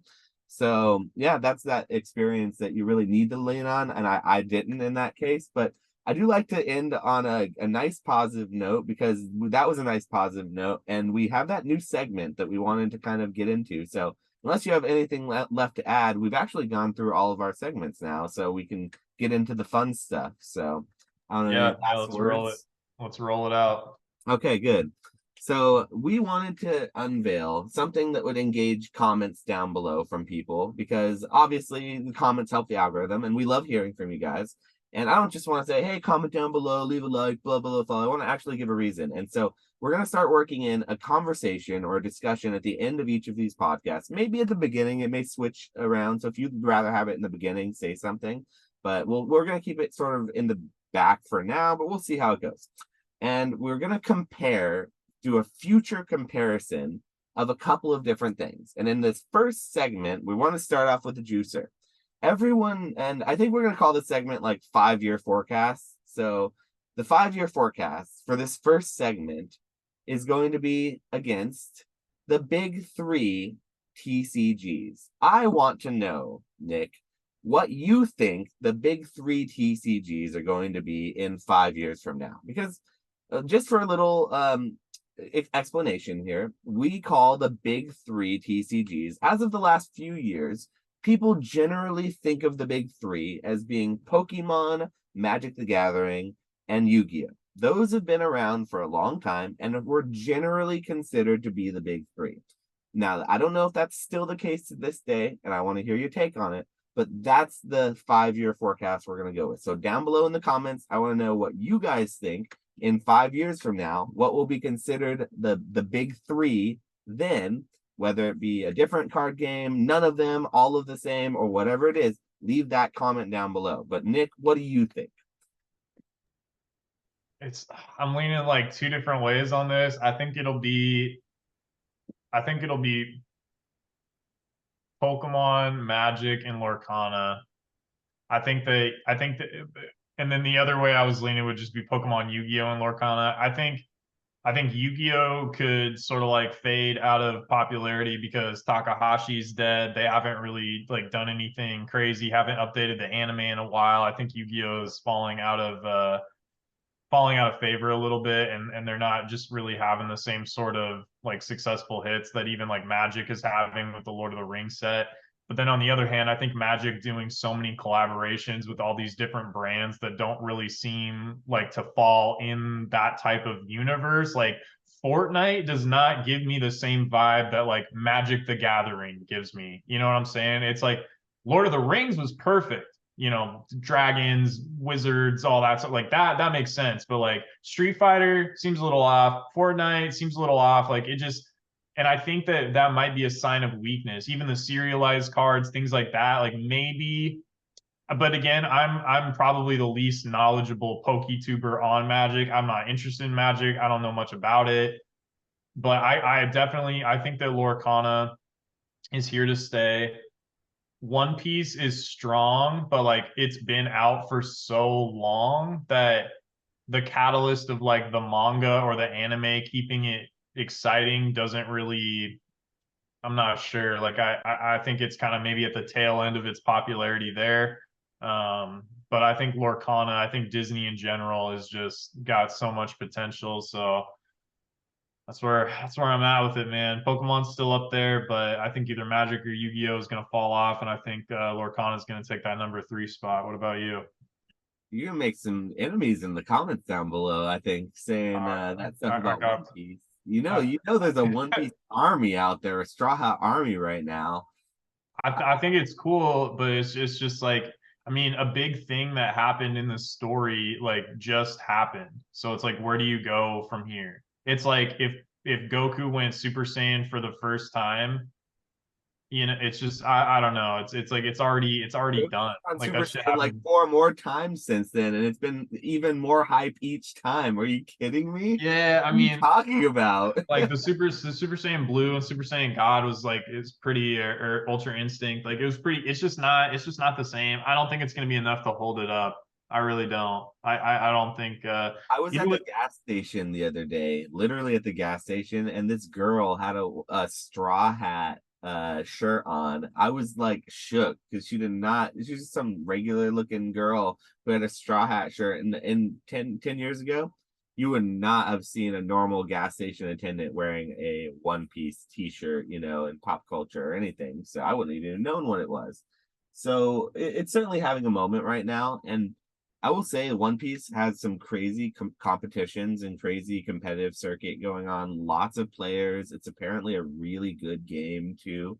And the sealed product's doing pretty good as far as like I think the appreciation, the flippability even of it, and like it's pretty liquid as well. So I think that we may make some potential enemies by not putting One Piece in our list because it's also not going to fall in my list either. So that's what I'm going to say right away is I'm sorry for those in the comments. You're gonna have to leave an angry paragraph because One Piece, I believe, is going to fizzle out and eventually die.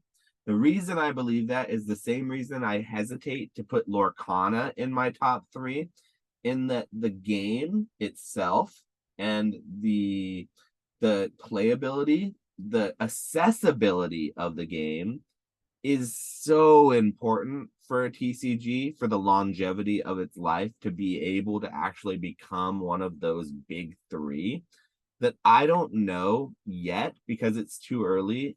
And I see signs of weakness and some serious red flags that Ravensburger, that which owns Lorcana and puts out Lorcana, has displayed with their printing or underprinting, their promises that they don't deliver on, their information that they put out to their game stores, just simply bait and switching them on their allocations. They're just bad handling in general of how they're rolling out their game.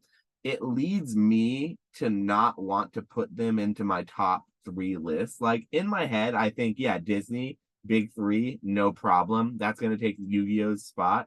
That's going to be the one. But I am so hard pressed to write off Flesh and Blood in this whole discussion now. Because while I do agree with what you're saying about Magic the Gathering sort of dipping off a little bit, I don't ever believe that while there's TCGs that exist, that Magic the Gathering or Wizards of the Coast will stop putting out Magic sets. And I think they've been around for so long and they have that long standing that they're the TCG, that I think they're always going to be in the big three regardless. Right now, they're in really bad standing. They're like low in the TCGs now, but they're not going to disappear, is what my argument is. Pokemon is in the same boat. I think that now they're hot. They're in the opposite of Magic. They're really hot right now. They're not always hot, but they're not going to disappear either because they have that huge brand behind them. And they're known to be one of the TCGs that we lean on also. So I think that those two are, whether I like it or not, are going to be in the top two.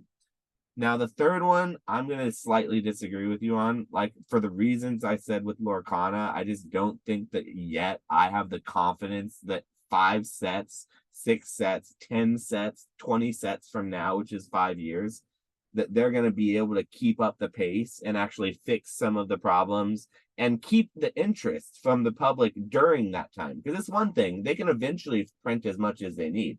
But will the public have moved on since then and gotten frustrated enough and that there's not going to be the demand and it just becomes dead stock? So, I mean, think about what happened with Pokemon over the pandemic, though. Like, it was already an established brand, so it had that going for it, obviously. But like, no one could get Pokemon. They were yeah, bait and I switching. get what you're saying. Distributors were baiting. It was the same, and all it did was drive prices up. I think it's the same. Like, here's the deal: MetaZoo has sort of faded into obscurity, or is just kind of like at where it's at right now, because MetaZoo does the kind of behavior that you're talking about, but has nothing to back it up.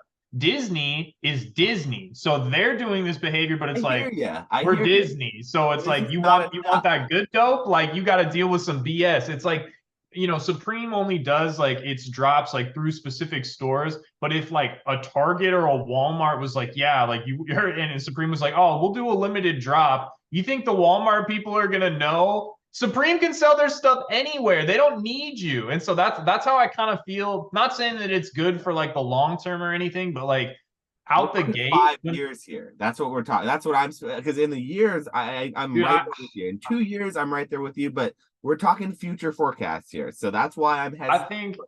I think there's so much cool stuff they could do with Lorcana because I just think Ravensburger might drop the ball. That's what I think. I know, but I don't think Disney's gonna let that or I hope, like, dude, they could do because they own Star Wars, like they could do similar to the way we have specialty sets in Pokemon. Like right now, the theme they're kind of going for is like traditional Disney characters in sort of like a wizardy kind of vibe.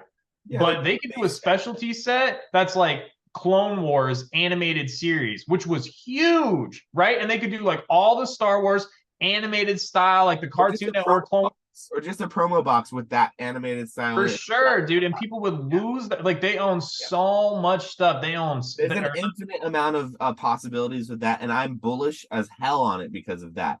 But where I'm hesitant, like I will say again, is in that I don't believe that they are a competent enough game company to really follow through with what it takes to really run a TCG.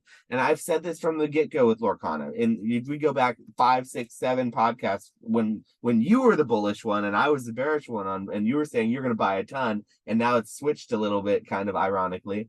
But when that was happening, I had the same thoughts. Is my problem or my worries were that the game company who was making it was incompetent and didn't know and didn't do the legwork to find out, or at least pre-predict some of the issues that they would have run into, that even I, outside looking in, without having any inside information, could have told them they were going to run into some of these problems.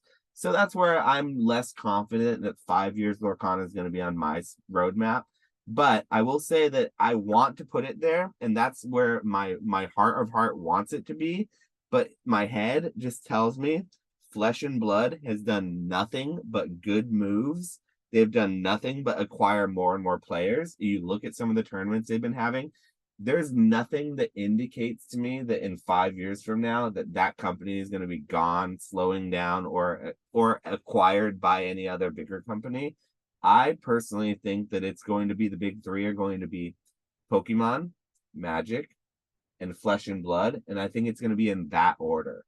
And then I think that's crazy that you're putting them all the way up in the top. Here's the thing with like Flesh and Blood, and admittedly, I don't know as much about it as a lot of other people do, but just from the vibes I get, Flesh and Blood to me will out-survive some of the other card games that have come out that are primarily collector based. Like the playability of Flesh and Blood will outweigh just the popularity of some other anime TCGs IP. Now I know One Piece has supposedly got both going for it, like it's playable and obviously people really like that, but like My Hero Academia, Union Arena, all this other stuff, I think that's going to go, and even maybe MetaZoo, like that stuff might go to the wayside in Flesh and Blood because, like you said, like Flesh and Blood has, since the beginning, I don't think anybody's argued that it's like a good game. Like that's always the thing people have been focused on, is the fact that like people enjoy playing it. As far as the secondary market value of the cards and the graded and all that stuff, I don't really know too much about it, but I could see the right moves, whereas other companies have made sort of mistakes. Like in the first beginning of Flesh and Blood, they had first edition and unlimited. That caused bottlenecking issues where the first edition spiked in price and was really high in demand, would sell out. And then the second edition would come out way later and it would just be a no demand because when it came out, and it was just a problem with production and they couldn't get the numbers right with it. So what they did was they just got away with it. They did away with first edition. There was no longer first edition, and they made one printing of the product. They put all their cold foils, all their best stuff in that printing of the product, the one product, just changed the pull rates a little bit. And that lowered the price of the product, so they couldn't sell it for as high because it wasn't like first edition.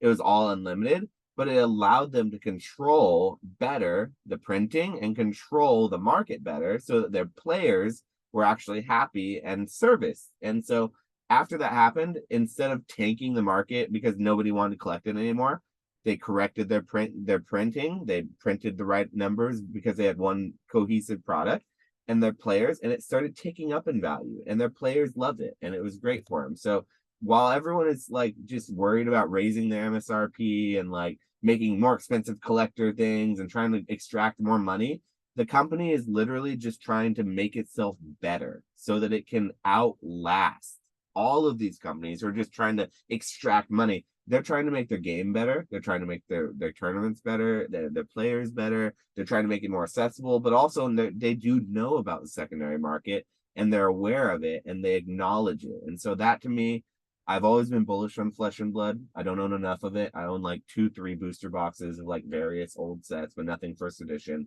I just believe that knowing what I know about TCGs, that it has the most fundamentals behind it right now for what I feel is a long-standing game. Yeah, I mean, it sounds like what you're saying, and just like those moves are definitely a lot more sustainable. It's like the whole, like when MetaZoo did the Hello Kitty thing, everybody's like, well, Hello Kitty, it's the second biggest IP because everybody like went on the list and said, oh, Pokemon's #1. It's like the same talking point that's been regurgitated. But you take a step back and think, when's the last time you heard anybody in your regular life ever mention Hello Kitty ever? Since when, like outside of like the emo goth phase in high school, when's the last time you even saw somebody with Hello Kitty anything? Like the numbers are there, clearly like it's a profitable brand, but it's not culturally relevant. And to me, like as a card game, you pushing your mainline set back to do some collab with Hello Kitty just because they're a big brand. It's like that shit is not sustainable. It's not gonna last forever. Like that doesn't do anything for anybody. It's kind of like when you see an artist or a band that you really like and they're playing your local casino. It's like it doesn't make it any. It's like it's how it feels. It's like, oh my god, MetaZoo got hell. No one cares. Cryptid Nation First Edition is like what, $40 a box. PSA 10s of the chase cards of First Edition Cryptid Nation are like what, 30, 40, $50. Like MetaZoo has no value, and Flesh and Blood in the background, like building a consistent player base, making sets that actually make sense. Maybe they're not doing a collab with Hello Kitty, but to me, like they're building a concrete foundation. I'm honestly surprised that and it's not like I think that there's some cool arts and all that sort of stuff. It's just wild to me that it's still going. It really is. Like, and I just don't think it's sustainable, and I don't think it's gonna last forever. Like it could still be going and the company itself could still make money. But man, like it just I can't sell MetaZoo. I don't know who can sell MetaZoo. I don't see it. Like boxes are like 40, $50, and it's like what catalyst is going to incentivize people to even become interested in any of those sets moving, like maybe some sort of playability shift or what, but is that even enough given like the amount of demand that's out there and the amount of supply that's out? Like I don't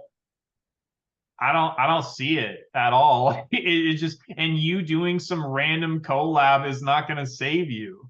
Like One Piece is probably doing multiples of what MetaZoo is doing and doesn't need to collab with anybody. Oh like, no, yeah, One Piece is not even in this. We can't even put One Piece in the same sentence as MetaZoo. They don't deserve that. We can't. One Piece doesn't deserve that. Let's not do that to them. Yeah, it's just wild to me, and like I don't know if TCGs in general ever entered a like this is kind of a rant, but like this whole future prediction thing, I think the reason that Yu-Gi-Oh! Magic and Pokemon have been the big three is because they're each individually tailored to sort of have their own lane in a bull market and in a bear market. Like when collecting's really hot, Magic has been able to capitalize on it by doing things like the Lord of the Rings stuff. But when TCGs might be in a slow period, people are still playing Magic. People are still playing, even if the collectability is not really there, people are still playing Magic because it just is what it is. They've built a massive player base. So people are going to buy the product and open it because they need to buy new stuff for their deck. You know what I'm saying? Like they have been constantly. So if you only have if you're only popular and poppin' when you do some sort of collab or one set a year, when the time comes that it's like a a TCG bear market winter type thing, I just feel like they're not going to survive because they don't have multiple legs to stand on. They have like one little gimmicky thing that made them pop in for like a month or two, and after that, they're just like they're donezo, you know? Can't So just be a flash in the pan. You have to have sustained like something that keeps you going. That's why, you know, the game for a lot of these things is important because it keeps you driving. It keeps driving it forward. So that yeah, being said, though, folks, leave your comments down below. I hope you enjoyed that last little spicy comment and last little spicy segment. We're gonna have a new one next week as well. So if you have a suggestion, you want a couple things for us to compare, feel free to leave a suggestion. We probably already have a couple ideas here, but we'll definitely hear some out. But we appreciate you guys listening as always. And so thanks, Nick. Do you want to close out with anything? I appreciate you coming on as usual, but to all our viewers, thank you guys. You're the best. And leave a comment below and tell us what your big three, your future prediction for what the next 5 years, what the big three will be in your mind, still around. and why too. Yeah, Like, it'd be good to hear the why. I would love to hear that too. So thanks again, guys. We'll catch you in the next one. And until then, stay classy.